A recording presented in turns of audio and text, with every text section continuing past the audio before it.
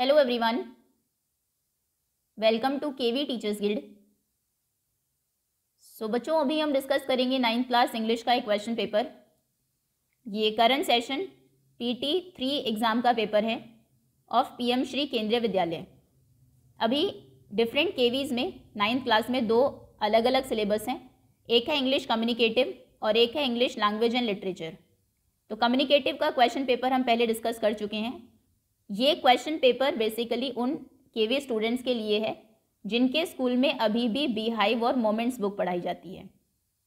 Okay, तो start करते हैं। First is section A, reading. Read the following passage carefully and answer the questions that follow. So mountains have always been held in great awe by mankind. They have been a challenge to humans. Those brave among us have always wanted to conquer them. You see, the more incredible the mountains, the greater the thrill, a challenge to the bravery of human race. Climbing mountains is an experience that is hard to put into words. You are in a beautiful environment, and when you reach the top, you feel incredible. But you also have to climb down, which is when most accidents happen. People get tired, it gets dark, it's harder. So mountain climbing is undoubtedly one of the most popular adventure sports along with being challenging and risky for the climber. Without any perceived risk, there can't be a feeling that any significant challenge has been surmounted. Fair, but we have to bear in mind that mountaineering is not a sport that can be embraced without preparation. The enthusiasts must develop in themselves the spirit of adventure, willing to undertake hardship and risks, extraordinary powers of perseverance, endurance, and keenness of purpose before climbing a mountain. They should also know how to handle the mountaineering equipment. Then comes the penance of the rigorous training. This could very well be the lifeline up there. It helps inculcate and hone survival instincts that allow the climber to negotiate perilous situations. There are numerous institutes in India and abroad that offer such training. Mountain climbers are unanimous in agreeing that the unpredictable weather is what they fear the most. There may be sunshine one moment and a snowstorm the other. At high altitude, snow is a regular feature, and being decisive about setting up camps or proceeding further is crucial. The icy sheets after ice storms make walking treacherous, while the powdery snow makes the mountaineer sink deep into the snow. Up there, where the intention is to embrace nature's wonder, one realizes that it cannot be done without facing its formidable glory. A true mountaineer may challenge the mountain, yet is always respectful to the powerful forces of nature. Summiting mountains carries its own health risks, such as oxygen and altitude sickness problems, frostbites, swelling of hands and feet, fluid collection in brain or lungs, and exhaustion. Yet the gratification mountaineers feel after mastering something that is so frightening urges them to undertake these endeavors. We may think that the mountaineers are fearless. Experts says not at all. It's fear that keep them so intrigued with such arduous journey. Impulses and brazenness can be deadly foes. In the words of Indian mountaineer Bachendri Pal, the biggest risk is to not take the risk at all. Remember that. Okay. Our first question is, why does the writer say that mountains inspire awe in humans? Writer ने क्यों कहा है कि mountains humans में जो ऑ है उसको inspire करते हैं? क्योंकि एक्साइटिंग स्पोर्ट तो राइटर ने कहा है वो नहीं है, क्योंकि बहुत सारी ट्रेनिंग उसके पहले चाहिए होती है, क्योंकि वो इवोक करते हैं एक विश को in humans to master them. First paragraph में है, so mountains have always been held in great awe by mankind because they have been challenging to humans. Those brave among us have always wanted to conquer them. B option is correct. They evoke the wish in us to master them. Next is select the option that corresponds to the following relation below. The more incredible the mountains, जितना incredible mountain होगा उतना ही greater thrill होगा. तो कौन सा इनमें से sentence है जो इस रिलेशन को कॉरस्पॉन्ड करता है? Higher the stamina, lower the food intake, higher lower. More you laugh, lesser your illness. Smaller the car, bigger the adventure. Heavier the luggage, the higher the penalty. D option is correct. Now select the option that displays what the writer projects with reference to the following. Writer क्या project करना चाहता है इस line से. So mountain climbing is undoubtedly one of the most popular adventure sports. Mountain climbing कोई doubt नहीं है इसमें कि मोस्ट पॉपुलर एडवेंचर स्पोर्ट्स हैं. डाउट क्रिएट करना चाहता है, कॉशन सावधान करना चाहता है, एक कन्विक्शन है, ये बोलने में एक तरीके से एक बिलीफ है, एक ओपिनियन उसका है कि ये कोई डाउट नहीं है इसमें मोस्ट पॉपुलर एडवेंचर स्पोर्ट है. Complete the following with phrases from paragraph 1. Opinion, reason, best experience rather than describe. Describe करने से अच्छा है एक्सपीरियंस करना. पैराग्राफ 1 में कौन सी ये लाइन है जो इसको best experience climbing mountain experience that is climbing mountain is an experience that is hard to put into words. मतलब इसको एक्सप्लेन नहीं किया जा सकता, वर्ड्स में एक्सप्लेन करना मुश्किल है, ये एक एक्सपीरियंस है. तो ये लाइन आप लिखेंगे आंसर नंबर 3 शायद. 4. Now the writer compares training to penance in the line. Training को पेनेंस मतलब तपस्या, तप करना एक तरीके से, उससे कंपेयर किया राइटर ने. देन कम्स, इस लाइन में then comes the penance of rigorous training. फिर रिगरस ट्रेनिंग का एक बहुत मेहनत करके बेसिकली रिगरसली आपको ट्रेन होना पड़ता है माउंटेन क्लाइंबिंग से पहले. State 1 point of similarity between training and penance. Training में और पेनेंस में क्या एक सिमिलैरिटी हो सकती है, कोई एक पॉइंट आपको बताना है. तो आप कह सकते हैं दोनों ही बहुत डिफिकल्ट हैं. ये कौन सा है, पैराग्राफ 2 में कम से दोनों ही बहुत डिफिकल्ट है. Both require प्रिजर्वेंस, endurance and keenness of purpose. Both penance and training require प्रिजर्वेंस, endurance and keenness of purpose, and both are very difficult. Okay, next. Now based on your reading of the text को read करने के बाद 2 regions list करिए कि writer ने क्यों कहा है mountaineering is not a sport that can be embraced without preparation. Mountaineering एक ऐसा स्पोर्ट नहीं है जिसको आप बिना प्रिपरेशन के कर सकते हैं. पैराग्राफ 2 से आंसर चूज करना है. तो सबसे पहले तो उसने बताया कि बिना ट्रेनिंग के नहीं, कि हाई ऑल्टीट्यूड्स पर स्नो, एक तो बिकॉज वहाँ पर आइसी शीट्स होती है, अगर आइस स्टॉर्म आया है तो वॉक करना बहुत मुश्किल है, कि शीट बिछ भी आप स्लिप कर सकते हैं. और अगर पाउडरी स्नो है वहाँ पर तो आप सिंक, उसमें जो स्नो है उसमें डीप सिंक कर सकते हैं. तो फर्स्ट इज दिस, तो इसलिए ट्रेनिंग की ज़रूरत है. एंड सेकेंड इज, थोड़ा बनाना पड़ेगा आंसर इसको. आप कहेंगे number 1 because mountaineering includes difficulty like walking on icy sheets and also on powdery snow. So proper preparation या फिर use of equipments is needed. icy sheets पर चलना पड़ता है, पाउडरी स्नो पर चलना पड़ता है, तो जो इक्विपमेंट्स हैं उनका यूज़ आपको पता होना चाहिए. और second, the mountaineers they have to manage the unpredictable weather. Unpredictable weather को उन्हें मैनेज करना होता है, तो इसलिए स्पेसिफिक ट्रेनिंग की उनको ज़रूरत है. Number 2. Okay, next. What connect does the writer draw out between unpredictable weather and setting up of camps. Writer ने क्या कनेक्शन बताया कि अनप्रिडिक्टेबल वेदर कैसा होगा, कैसे आप कैंप को सेट करेंगे, उन दोनों में क्या कनेक्शन है. पैराग्राफ 3. तो ये था कि there may be sunshine one moment, एक मोमेंट पर हो सकता है माउंटेन्स पर धूप निकली हो और दूसरे ही मोमेंट में स्नो स्टॉर्म आ जाए. हाई ऑल्टीट्यूड्स पर स्नो एक रेगुलर फीचर है और ये एक डिसाइसिव फैक्टर है कि उनको कैंप्स लगाना है या फिर आगे प्रोसीड करना है. थोड़ा अपनी तरफ से आप लिखेंगे, आप कहेंगे कि वेदर क्योंकि वहाँ पर बहुत अनप्रिडिक्टेबल होता है. If the weather is unpredictable तो ये बहुत डिफिकल्ट हो जाता है माउंटेनियर्स के लिए डिसाइड करना वेदर टू सेटअप कैंप्स या फिर to proceed further. When the mountaineers would prefer to proceed further या फिर to climb करना वो प्रेफर करते हैं when it's sunny, जब सनशाइन होती है. और अगर स्नो हो रही है, व्हेन इट्स स्नोइंग, जब स्नोफॉल होता है तो वो कैंप लगाना प्रेफर करते हैं, and camp, setting up camps when it's snowing. Okay, तो इसलिए ये रिलेशन है दोनों में, कैंप सेटअप करने में और अनप्रिडिक्टेबल वेदर में। नाउ द राइटर सेज, राइटर कहता है कि a true mountaineer may challenge the mountain yet is always respectful to the powerful forces of nature. उसको माउंटेन को चैलेंज करना है, लेकिन जो नेचर के पावरफुल फोर्सेज है उनके प्रति रेस्पेक्टफुल भी रहना है।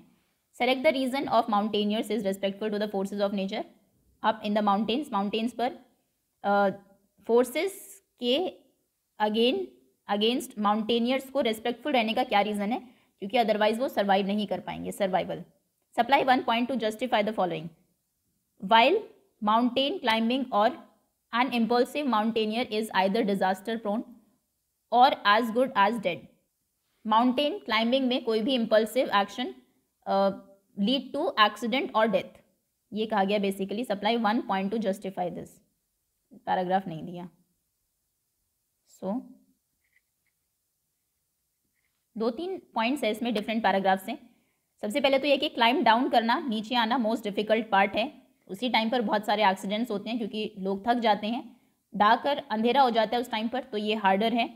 दूसरा यहाँ पर था कि जो थर्ड में था, उनको चलना होता है, जो आइस स्टॉर्म, आइसी शीट्स हैं उनके ऊपर, वो बहुत मुश्किल है। और फिर पाउडरी स्नो पर अगर वो चलते हैं तो फिर डीप सिंक हो जाते हैं स्नो में। और थर्ड की बहुत सारे हेल्थ रिस्क इसमें इन्वॉल्व है, जैसे कि ऑक्सीजन या फिर altitude, high altitude sickness problem, frost bite, swelling, hand and feet, fluid collection in brain और lungs and exhaustion. So any impulse, ये तीनों आप लिखेंगे। And then so any impulsive decision में डिसीजन और action would lead to accidents. एक ही reason देना, आई थिंक ये बेटर रहेगा इसमें, जो ये वाला है कि आइसी स्टॉर्म शीट्स पर चलना बहुत ट्रेचरस है, पाउडरी स्टॉर्म पर you can sink deep into the snow. So any impulsive decision would lead to accident, उसमें हो सकता है, और death. Okay, next, evaluate the inappropriate reason for feeling of exhilaration and on reaching a summit that the mountain climber experience। इनमें से कौन सी एक inappropriate feeling है जो माउंटेन क्लाइंबर फील करेगा समिट पर, चोटी पर पहुंचने के बाद। Achievement of a seemingly impossible feet, एक कोई काम था जो इम्पॉसिबल लग रहा था, उसको अचीव कर लिया, ये फीलिंग होगी। स्पेक्टेकुलर एक व्यू मिलेगा उसको, पैनोरामिक व्यू, ये भी होगा। Application of inculcated survival instincts, opportunity to use sophisticated mount, ये नहीं है, वो ये फील नहीं करेगा कि मुझे फाइनली जो माउंटेनरिंग इक्विपमेंट्स थे उन्हें यूज़ करने की अपॉर्चुनिटी मिल गई। D option is correct. Now section B, writing section है। Do any one. First is you attended a scout and guide camp during autumn holidays. Write a description describing the activities of the camp such as morning prayer, exercises, drills, tent pitching, cooking, knot making, campfire, etc. So simple एक description आपको लिखना है, कोई format इसका नहीं है। आपने एक scout and guide camp attend किया है ऑटम हॉलीडेज़ में, तो जो एक्टिविटीज़ वहाँ पर हुई उन्हें डिस्क्राइब करना है, जैसे morning prayer, exercises, drills, tent pitching, cooking, knot making, camp fires. So imagine waking up to the rustle of leaves and the crisp autumn breeze at the Scout and Guide camp during your autumn holiday. Our morning began with a special gathering for a heartfelt prayer, creating a peaceful start to each day. Energizing exercises followed, filling the air with laughter and a sense of togetherness. Excitement burst during drill sessions where we learned cool moves together. Afternoons were all about turning into outdoor experts. We pitched our tents, feeling like real adventures. Knot making workshops were like crafting magic, teaching us important drills for our outdoor adventures. But the best part, evening campfires. The crackling flames lit up stories and songs, making our nights as lively as the days. Cooking became an adventure too, as we learned to whip up delicious treats over the campfire. The camp wasn't just a holiday, it was a magical blend of learning, fun and friendship. leaving us with memories of laughter under the stars. The Scout and Guide camp was a journey into the heart of nature and joy of being together with friends. Okay. Next, इसके और में story लिखनी है 150 to 200 words. Outlines given है. 4 cause थी, जंगल में रहती थी, फास्ट फ्रेंड्स थी, हमेशा साथ रहती थी, पीस शांति में रहती थी, फॉट द जो भी एनिमीज आए यूनाइटेडली उनसे लड़ती थी. एक टाइगर की नज़र उन सब पर थी लेकिन उनको अटैक करने की हिम्मत उसमें नहीं थी. Then cow fell out, argue होता है उनमें, कुछ लड़ाई होती है. वेंट सेपरेटली, अलग अलग चली जाती है. टाइगर के लिए अपॉर्चुनिटी थी ये, वो काउज को मार देता है एंड देन एट देम, उन्हें खा जाता है. सो टाइटल आप दे सकते हैं the cows and the tiger. Once upon a time 4 cows lived in a jungle. They were fast friends, they were always together, they lived in peace. If any wild animal ever attacked them, all the 4 of them fought the enemy unitedly and drove him away. A tiger had an eye on these cows, but he did not dare to attack them as long as they were united. The cows fell out one day, each one went separately her own way. Now the tiger had the opportunity that he was looking for. He killed the cows one by one and ate them up.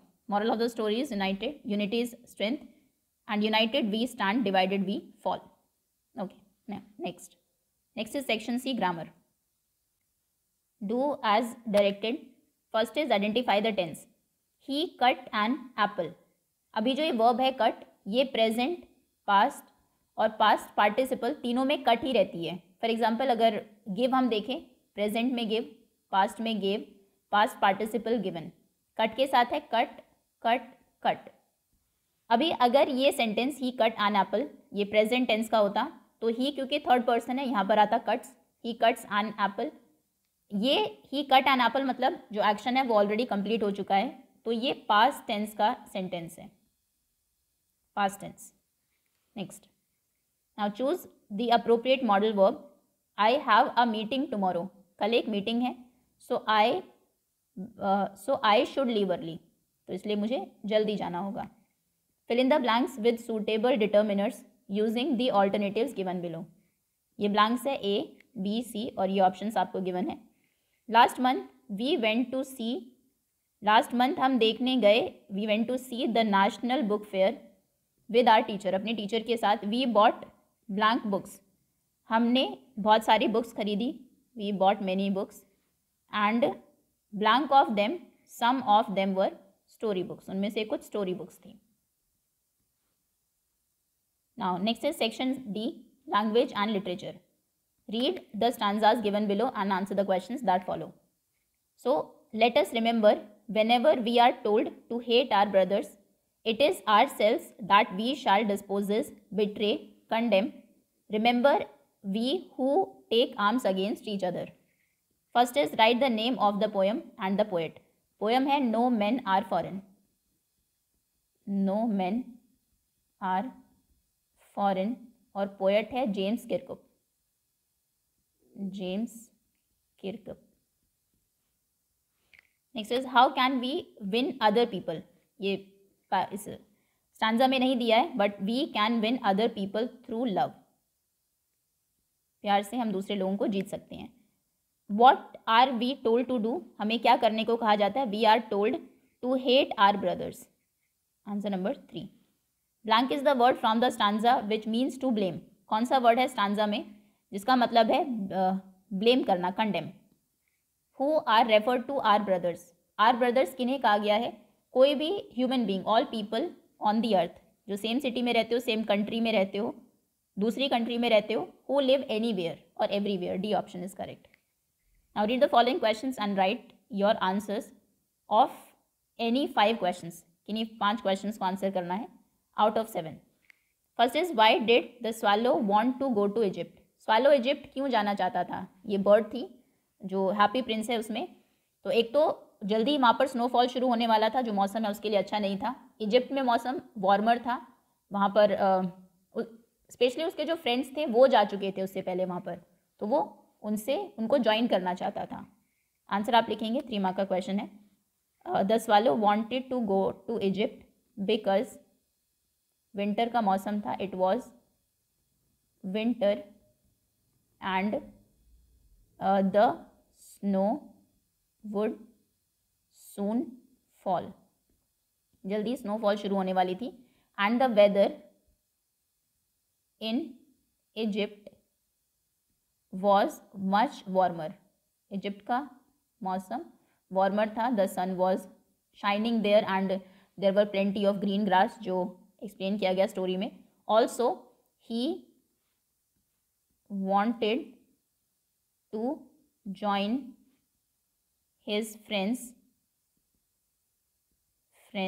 who had already arrived there, who have already reached there, या फिर arrived है, जो पहले से ही वहाँ पर पहुँच चुके थे. Next is how did Prince help the match girl. Prince ने, जो वो लड़की मैचेस बेचती थी, उसकी कैसे हेल्प की. तो वो रो रही थी, उसकी जो मैचेस थी वो गटर में गिर गई थी कि उसके फादर उसको बहुत मारेंगे कि पैसे वो घर पर क्यों नहीं लेकर आई. तो प्रिंस ने उसे अपना एक सफ़ायर दे दिया था. सफ़ायर मतलब बेसिकली एक आँख उसको अपनी दे दी थी.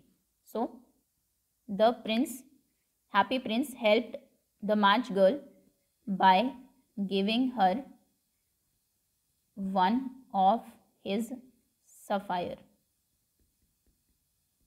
क्योंकि 3 मार्क का क्वेश्चन है. So the sapphire was one of prince's eye. वो एक्चुअली में उसकी एक आई थी. तो उसने स्वालो को बोला. The prince asked the swallow to pluck the sapphire and give it to the match girl. Okay, उसको प्लग कर लो और इस सफ़ायर को उस मैच गर्ल को दे दो, ताकि वो उसको सेल करके पैसे उसको मिल जाए और इस तरीके से उसकी हेल्प हो जाए. Next, now what all did Abdul Kalam inherit from his parents. Abdul Kalam ने उनके पेरेंट्स से क्या इनहेरिट किया. तो अपने फादर से उन्होंने इनहेरिट की थी ऑनेस्टी, सेल्फ डिसिप्लिन, और मदर से गुडनेस एंड काइंडनेस. तो Abdul Kalam inherited honesty and self discipline from his father and faith in goodness and kindness from his mother. Okay. Next is how did Abdul Kalam earn his first wages. Abdul Kalam ने first wage कैसे earn की. तो second world war के time पर जो newspapers थे वो moving train से फेंके जाते थे. चलती हुई ट्रेन से न्यूज़पेपर फेंक दिए जाते थे. तो वो कलाम के जो कज़न थे वो कैच करते थे न्यूज़पेपर को. कलाम ने अपने कज़न की हेल्प की इन कैचिंग द न्यूज़पेपर. तो इस तरीके से फर्स्ट वेज उन्होंने अर्न की. आप कहेंगे Abdul Kalam earned his first wages by helping his cousin in catching the newspaper bundles thrown out of a moving train during Second World War. Okay. Next is what is meaning of bleeding bag. Bleeding bag का क्या मतलब है. जब mercilessly, बिना दया के, जो twigs हैं tree की, उनको कट किया जाता है तो एक लिक्विड सब्सटेंस जो रह जाता है उसको यहाँ पर ब्लीडिंग बाग कहा गया है. And what make it bleed.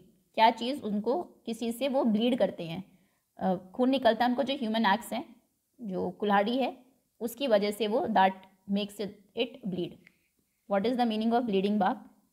So bleeding Bagh means the twigs which are cut mercilessly, they leave a liquid substance. like human being में भी जब कोई बॉडी पार्ट कट होता है तो it starts bleeding शुरू हो जाती है. इन द सेम वे जो लिक्विड सब्सटेंस है उसको एक ब्लड की तरह यहाँ पर शो किया गया है. they leave a liquid substance, and what makes it bleed? Human beings acts makes it bleed. Okay, next. Now, Maria Sharapova is different from the other girls of her age. Justify the statement. Maria Sharapova उनकी as की जो बाकी girls थी उनसे बहुत different थी. इस statement को आपको जस्टिफाई करना है. तो वो बहुत उनकी एज की गर्ल्स के कंपैरिजन में बहुत काम थी, शांत थी, कंपोज थी, कॉन्फिडेंट थी, टॉलरेंट थी. अब जो स्ट्रेंथ उन्होंने शो किया, जो चीज़ें उन्होंने एंड्योर की है, सैक्रिफाइस किया है, उनके एज की जो गर्ल्स थी, जो दूसरे बच्चे थे, वो शायद उसको ना कर पाते. सो आप कहेंगे Maria was calmer, more composed, confident and tolerant than other children, than the other girls of her age. Other girls of her age. She also had an inner strength that enabled her to endure the sacrifice that few children could think of facing. बहुत कम बच्चे उनको face करने का सोच सकते हैं, think of facing. Okay. Now give an example to show that even as young girl Santosh was not ready to accept anything unreasonable. एक example आपको देना है ये शो करते हुए कि संतोष जब छोटी भी थी, यंग गर्ल थी, तो भी वो कुछ भी अनरीजनेबल बात उनको बताई जाती थी, उसको एक्सेप्ट करने को रेडी नहीं थी. तो एक एग्जाम्पल ये कि वो विलेज में रहते हुए भी शॉर्ट्स पहनती थी, जो वहाँ की ट्रेडिशनल ड्रेस है उसको पहनने से उन्होंने मना कर दिया था. तो ये एक तरीके से शो करता है कि वो किसी भी अनरीजनेबल चीज़ को, उसका कोई रीज़न नहीं है पहनने का, उसको एक्सेप्ट नहीं करती थी. रिबेलियस एटीट्यूड था उनका. So Santosh liked to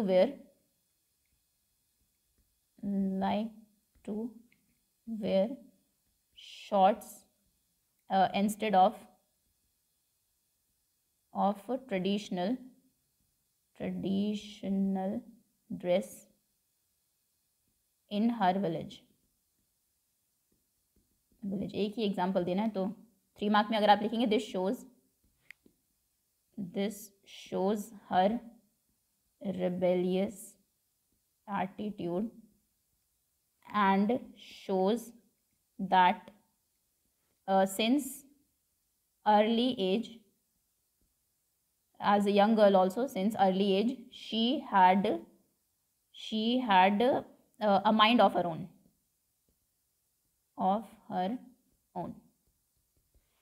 Okay, that's all students. ये था 9th क्लास इंग्लिश का एक question paper. Thank you so much for watching.